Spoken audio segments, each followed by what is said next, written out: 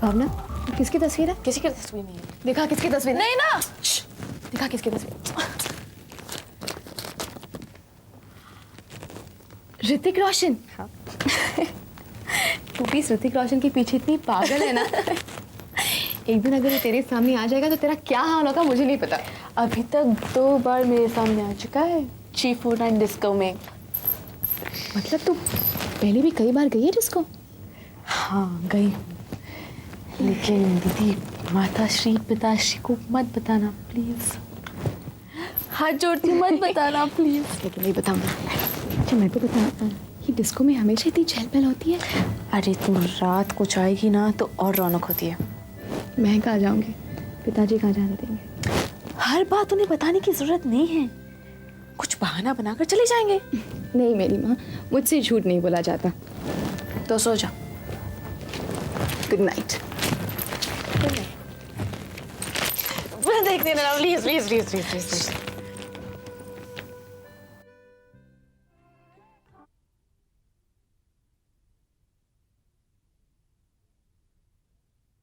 Hello.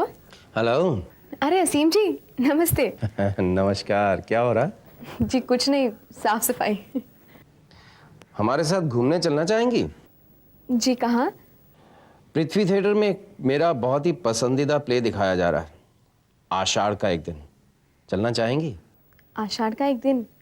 हाँ, मुझे बहुत अच्छा लगता है ये प्ले, मैं तो कई बार देख चुका हूँ। असीम जी अगर आपने देख लिया है तो दोबारा देखने में क्या फ़ायदा? और वैसे भी ऐसे प्लेस मेरे सिर के ऊपर से चले जाते हैं, कुछ समझ में आता ही नहीं। अरे तो मैं हूं ना समझाने के लिए, आप चलिए तो सही। नहीं असीम जी, माफ़ कीजिए लेकिन मैं नहीं आ पाऊंगी। रोज़ रोज़ बाहर जाना पिताजी को अच्छा नहीं लगता। और वैसे भी हम कल तो गए थे बाहर डिस्को। ओ हाँ, कल तो डिस्को। भावना, मेरा मतलब है घर पे सब ठीक है ना? हाँ सब ठीक है, माँ ने सब संभाल लिया। माँ बहुत अच्छी है, वो हमें हर प्रॉब्लम से बचाती है। She is great. कहाँ है आपकी माँ? जी माँ यही है, आप बात करना चाहेंगे? हाँ। हाँ एक मिनट। माँ, असीम जी।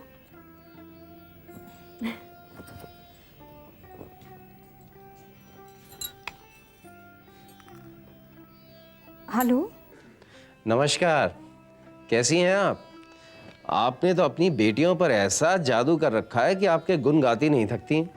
ये जादू नहीं है असीम जी, प्रेम है। प्रेम?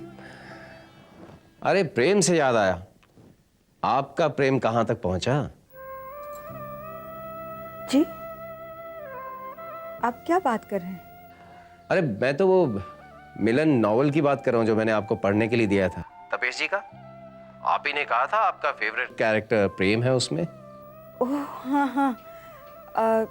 नहीं, मैं वो किताब अब नहीं पढ़ रही हूँ, आप उसे वापस ले लीजिए। ओह, इतनी जल्दी खत्म कर लिया आपने? नहीं, तो फिर क्या वजह है? दरअसल कहानी में एक ऐसा मोड़ आ गया जिससे मैं सहमत नहीं थी। इससे पहले कि कहानी आगे बढ़ती, मैंने किताब ही पढ़ना बंद कर दिया। आप वो किताब वापस ले लीजिए। चलिए कोई बात नहीं, आप कह दीजिएगा कोई और किताब दे देंगे आपको पढ़ने के लिए। नहीं नहीं, रहने दीजिए। वैसे भी घर के काम में मुझे फुर्सत कहाँ मिलेगी पढ़ने की। हाँ हाँ, जब भी। आप मेरी कलेक्शन देख चुकी हैं, जब मूड हो, जो चीज पसंद हो बोल दीजिएगा, मैं पहुंचा दूंगा। अच्छा, नमस्ते। अच्छा नमस्कार।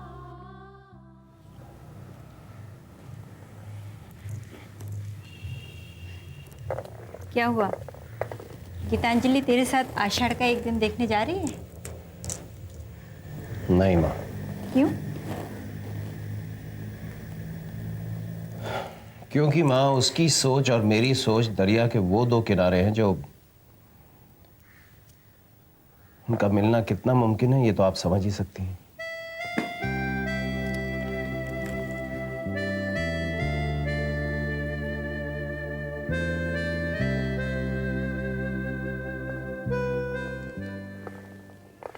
अगर मुझे पता होता कि आप आने वाली हैं, मैं अपने हाथों से कचौड़ियाँ बनाकर आपको खिलाती। कोई बात नहीं, फिर कभी।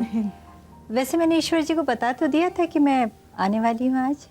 आपने मुझे बताया नहीं। इतनी देर हो गई मैं शोरूम नहीं गया, तुमने पूछा क्यों? पूछा? जी नहीं। अब इसमें गलती किसकी है, मेरी या तुम्हारी? जी मेरी। गीतांजलि को बुलाओ। जी अभी बुलाती। नहीं, रहने दीजिए। दरअसल मैं आप दोनों से ही बात करना चाहती थी। जी कहिए। देखिए ईश्वर जी, असीम अभी नासिक से मुंबई छुट्टी पे आया है और अगले हफ्ते ही वो यहाँ एक कंपनी ज्वाइन करने वाला है। फिर शायद उसके पास इतना वक्त ना हो कि वो गीतांजलि को समय दे पाए। अब ये छुट्टी ही है कि जिसमें ये दोनों एक दूसरे को समझ सकते हैं। लेकिन क्या?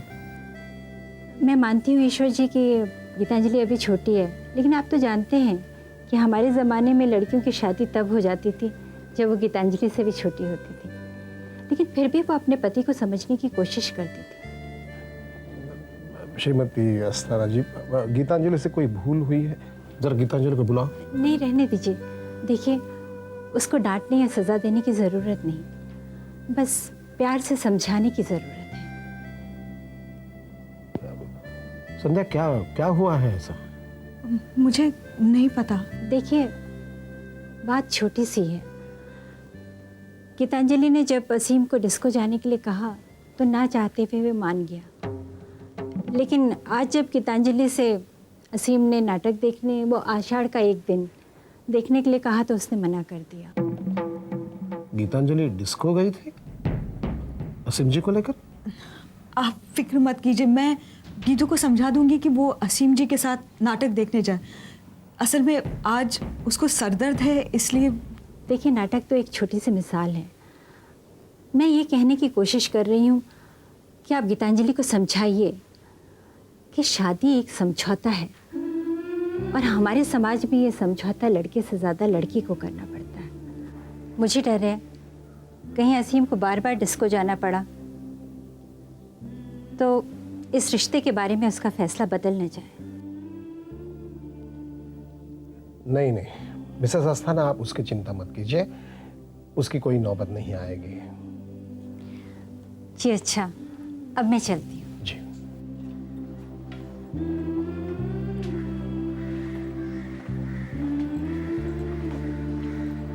अच्छा, तो चलती हूँ। नमस्ते। अगली बार जब आप आएंगी तो मैं आपको कचौड़ियाँ ज़रूर खिलाऊंगी। मेरे हाथ की नहीं, गीतू की बनाई हुई। गीतू सारा खाना इतना अच्छा बनाती है और आजकल तो वो कढ़ाई बुनाई भी सीख रही है ना? हाँ। अच्छा जी, नमस्कार।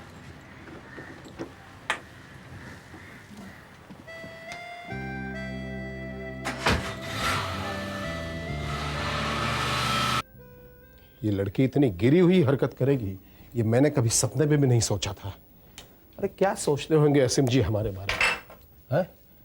इतनी मुश्किल से कायदे का लड़का मिला है, रोज सुबह गीता का पठन करता है, मंदिर जाता है, हर शनिवार को व्रत करता है। आप फिक्र मत कीजिए, मैं उन्हें समझाने की कोशिश करूंगी। अरे संध्या, उन्हें क्या समझाओगी, अपनी लाडली को समझाओ। गीतांजलि, गीतांजलि! जी पिताजी। असीम जी के साथ डिस्को जाने के बाद पहले किसने छेड़ी, तुमने या असीम जी ने? बोलो गीतांजलि। असीम जी के साथ डिस्को जाने का इरादा किसका था, असीम जी का या तुम्हारा? जी मेरा। और जब मैंने पूछा कि तुम लोगों का चेहरा क्यों उड़ा है, तब तुम लोगों ने मेरी बात टाल दी। मेरी आंखों में धूल झोंक कर, अपनी मां की आंखों में धूल झोंक कर असीम जी जैसे भले आदमी को लेकर तुम डिस्को गई थी। बेशर्म लड़की। इसमें गीतू की कोई गलती नहीं है। गीतू बेकसूर है, मेरी गलती थी। मैंने उसे जाने की इजाजत दी थी। ये अनुमति तुमने दी थी? जी। यानी ये डिस्को गई थी ये तुम जानती थी, फिर भी ये बात तुमने मुझसे छुपाई। तुम्हारी हिम्मत कैसे हुई मुझसे झूठ बोलने की और मेरी बेटी को गलत रास्ते पर चलाने की? किस तरह की परवरिश कर रही हो तुम इनकी? और कितनी लापरवाही बरतोगी इनके चाल चलन के साथ, और क्या क्या गलत बातें सिखाओगी।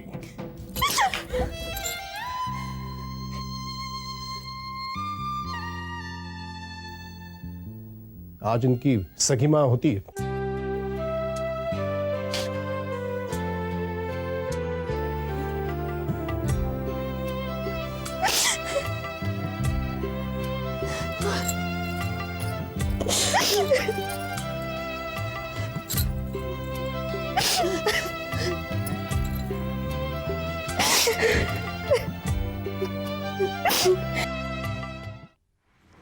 अगर मुझे पता होता आपका यहाँ आने का इरादा है तो मैं आपके लिए रुक जाती, तो साथ ही आते।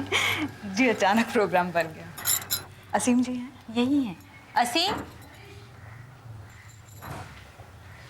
अरे आप नमस्ते। लीजिए। नमस्ते तो एक बार फोन पे हो गई ना आज। हमारे यहाँ जितने भी बार मिले, चाहे एक ही दिन में क्यों ना हो, शुरुआत तो नमस्ते से ही होती है। चलिए नमस्ते से फिर शुरुआत करते हैं। नमस्कार, बैठिए। नहीं मैं ठीक हूँ। असीम जी, आज आपकी माँ हमारे घर आई थी। हमने जाना कि आपको गीतू से कोई शिकायत है। माँ तुम भी। नहीं असीम जी, इन्होंने जो कुछ भी किया बिल्कुल ठीक किया, वरना हमको इस समस्या का पता कैसे चलता। असीम जी, आपको गीतू से जो भी शिकायत है उसमें गीतू की कोई गलती नहीं है। दरअसल गीतू बहुत छोटी सी थी जब उसकी माँ गुजर गई। बरसों माँ के प्यार से वंचित रही। जब वो 10 साल की थी तब मैं उसके जीवन में आई। मैंने जब देखा कि गीतू और भावना ममता के लिए कितनी प्यासी हैं, मैं उन्हें माँ का प्यार देने लगी। शायद कुछ ज़्यादा ही प्यार देने लगी। इस सब में हो सकता है मैं उन्हें वो सारी चीज़ें सिखाना भूल गई जो हर लड़की को शादी के पहले सीख जानी चाहिए। अब आप ही बताइए असीम जी, इसमें गीतू का क्या दोष है? गीतू का मन बहुत भोला है और दिल बिल्कुल शीशे की तरह साफ है। आप उसे अगर एक और मौका देंगे, बल्कि अगर मैं यूँ कहूँ कि आप मुझे एक और मौका देंगे, तो मैं उसे सब कुछ सिखा दूंगी। हर तरह से आपके रंग में ढलना सिखा दूंगी। बस एक और मौका दीजिए। ये आपका उस पर, मुझ पर बहुत बड़ा एहसान होगा।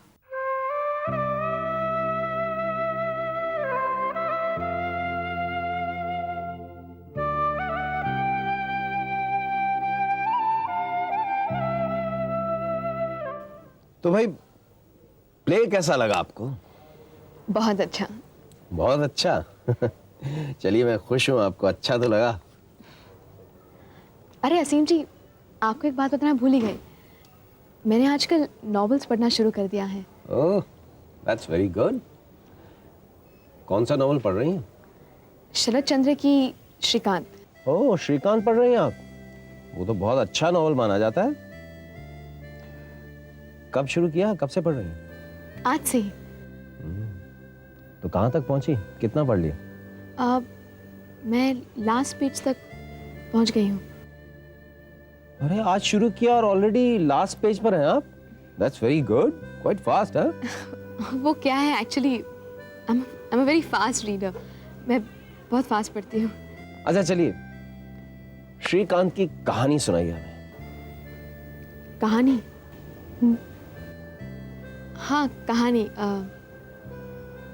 एक आदमी होता है और वो एक लड़की के साथ प्रेम करने लगता है, लेकिन फिर उसका एक एक्सीडेंट हो जाता है और उस एक्सीडेंट में वो अपनी याददाश्त खो बैठता है और वो अपनी प्रेमिका को भूल जाता है। और ये कहानी जी टीवी पर एक सीरियल आता था, चाहत और नफरत, उसकी है, श्रीकांत की नहीं। श्रीकांत मैंने पढ़ा है। आपने पढ़ रखा है? तो फिर आप मुझसे उसकी कहानी क्यों पूछ रहे थे?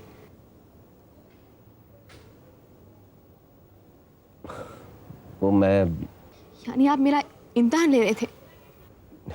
मैं सिर्फ नहीं। मजाक कर रहा था। Actually, I'm sorry.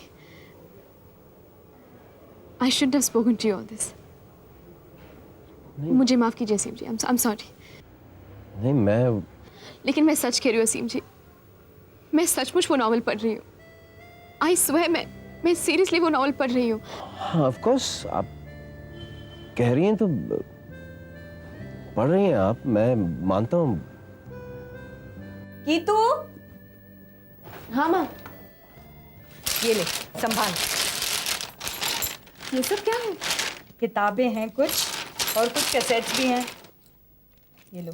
शास्त्रीय संगीत? माँ ये तो तुम्हारे पास पहले ही था। काफ़ी नहीं थी इसलिए ज़्यादा ले आई। और ये ले, ये कढ़ाई का सामान है। ये संभाल। कढ़ाई? माँ मुझे बिल्कुल नहीं आता। तो मैं सिखाऊंगी ना। देख गीतू, तुझे वो हर चीज सीखनी पड़ेगी जिससे असीम जी को सुख मिलेगा। ये क्या? तू तो रो रही है। माँ मैं नहीं कर पाऊंगी, मुझसे ये नहीं होगा। अपने आप को बदलना बहुत मुश्किल होता है माँ। मैं नहीं कर पाऊंगी, मैं नहीं कर पाऊंगी। मुश्किल होता है गीतू, लेकिन नामुमकिन तो नहीं है। तू पहली लड़की नहीं है जिसके साथ ऐसा हो रहा है। हर लड़की को अपने पति के हिसाब से, पति ही क्यों, अपने ससुराल वालों के हिसाब से अपने आप को बदलना ही पड़ता है। तू जानती है, बचपन में मुझे गाने का बहुत शौक था। घंटों अपना तानपुरा लेके गाया करती थी। तेरे पिताजी से जब शादी हुई, एक दिन उन्होंने मुझे गाते हुए सुना। उन्होंने मेरा तानपुरा घर से बाहर फेंकवा दिया और कहा, या तो इस घर में मैं रहूंगी या मेरा तानपुरा। मुझे याद है उस वक्त मैं भी बहुत रोई थी। मैंने अपनी माँ को चिट्ठी में लिखा, मैं इस तरह अपने अरमानों का गला घोट कर नहीं जी सकती। तू जानती है माँ ने क्या जवाब दिया?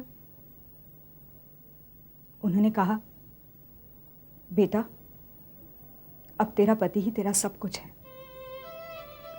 उनकी आज्ञा का पालन करना ही तेरा धर्म है। उनकी मर्जी से चलना ही तेरा सुख है।